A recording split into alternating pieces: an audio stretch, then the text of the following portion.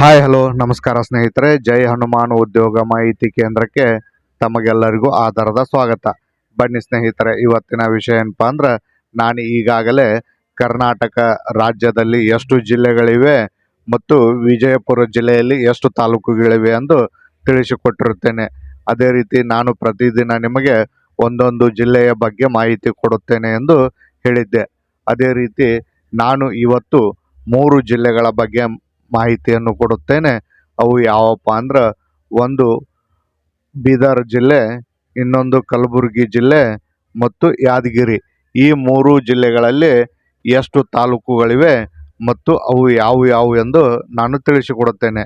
ಅದೇ ರೀತಿ ನೀವಿನ್ನೂ ಏನಾದರೂ ನಮ್ಮ ಚಾನಲನ್ನು ಸಬ್ಸ್ಕ್ರೈಬ್ ಮಾಡ್ಕೊಂಡಿಲ್ಲಪ್ಪ ಅಂದ್ರೆ ಈಗಲೇ ಸಬ್ಸ್ಕ್ರೈಬ್ ಮಾಡ್ಕೊಳ್ಳಿ. ಯಾಕಂದರೆ ಮುಂದೆ ಬರ್ತಕ್ಕಂಥ ಎಲ್ಲ ಸರ್ಕಾರಿ ಉದ್ಯೋಗಗಳು ಹಾಗೂ ಸರ್ಕಾರಿ ಯೋಜನೆಗಳ ಮಾಹಿತಿಯನ್ನು ನಾನು ನಿಮಗೆ ತಿಳಿಸಿಕೊಡುತ್ತೇನೆ. ಬನ್ನಿ ಸ್ನೇಹಿತರೆ, ಹಾಗಾದ್ರೆ ನೋಡೋಣ. ಮೊದಲನೇದಾಗಿ ಬೀದರ್ ಜಿಲ್ಲೆಯಲ್ಲಿ ಎಷ್ಟು ತಾಲೂಕುಗಳಿವೆಪ್ಪ ಅಂದ್ರೆ, ಒಟ್ಟು 8 ತಾಲೂಕುಗಳಿವೆ ಸ್ನೇಹಿತರೆ. ಅವು ಯಾವುವು ಅಂದ್ರೆ, ಮೊದಲನೇದಾಗಿ ಬೀದರ್ ಆದ ನಂತರ ಬಸವ ಕಲ್ಯಾಣ ಆದ ನಂತರ ಸ್ನೇಹಿತರೆ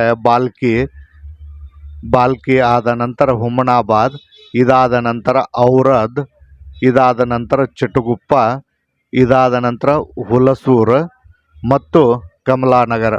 ಒಟ್ಟು 8 ತಾಲೂಕುಗಳಿವೆ ಸ್ನೇಹಿತರೆ. ಆ ತಾಲೂಕಿನ ಹೆಸರನ್ನು ನಾನು ನಿಮಗೆ ತಿಳಿಸಿಕೊಟ್ಟಿದ್ದೇನೆ.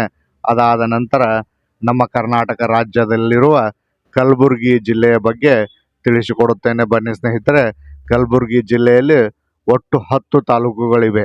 ಅವು ಯಾವ್ಯಾವು ಅಂದರೆ, ಮೊದಲನೇದಾಗಿ ಕಲಬುರಗಿ, ಅದಾದ ನಂತರ ಆಳಂದ ಆದ ನಂತರ ಸೇಡಂ ಆದ ನಂತರ ಅತನೂರು ಆದ ನಂತರ ಚಿಂಚೋಳಿ ಮತ್ತು ಚಿತ್ತಾಪುರ ಮತ್ತು ಜೇವರ್ಗಿ ಮತ್ತು ಕಾಳಗಿ ಮತ್ತು ಯಡ್ರಾಮಿ ಮತ್ತು ಶಹಾಬಾದ್.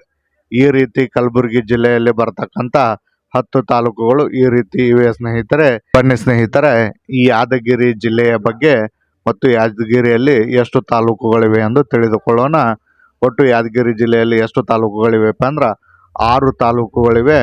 ಅವು ಯಾವುವು ಅಂದರೆ, ಮೊದಲನೇದಾಗಿ ಯಾದಗಿರಿ, ಅದಾದ ನಂತರ ಶಹಾಪುರ ಮತ್ತು ಶೋರಾಪುರ, ಅದಾದ ನಂತರ ಹುಣಸಗಿ, ವಡಗೇರ, ಗುರುಮಿಟ್ಕಲ್. ಈ ರೀತಿಯಾಗಿ ಒಟ್ಟು 6 ತಾಲೂಕುಗಳಿವೆ ಸ್ನೇಹಿತರೆ.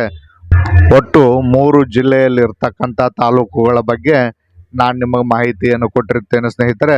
ಮತ್ತೆ ಮುಂದಿನ ವಿಡಿಯೋದಲ್ಲಿ ಮತ್ತು ಬೇರೆ ಜಿಲ್ಲೆಗಳ ಬಗ್ಗೆ ಮಾಹಿತಿಯನ್ನು ನಾನು ಕೊಡ್ತೀನಿ ಸ್ನೇಹಿತರೆ. ಈ ವಿಡಿಯೋ ನಿಮಗೇನಾದರೂ ಇಷ್ಟವಾಗಿದ್ದರೆ ಸ್ನೇಹಿತರೆ, ತಪ್ಪದೇ ನಿಮ್ಮ ಸ್ನೇಹಿತರಿಗೆ ಶೇರ್ ಮಾಡಿ ಮತ್ತು ಸಬ್ಸ್ಕ್ರೈಬ್ ಮಾಡಿ. ಅದೇ ರೀತಿ ಲೈಕ್ ಕೊಡೋದನ್ನು ಮರೆಯಬೇಡಿ. ಮತ್ತು ಇಲ್ಲಿ ತನಕ ಈ ವಿಡಿಯೋ ನೋಡಿದಂಥ ಎಲ್ಲರಿಗೂ ಧನ್ಯವಾದಗಳು.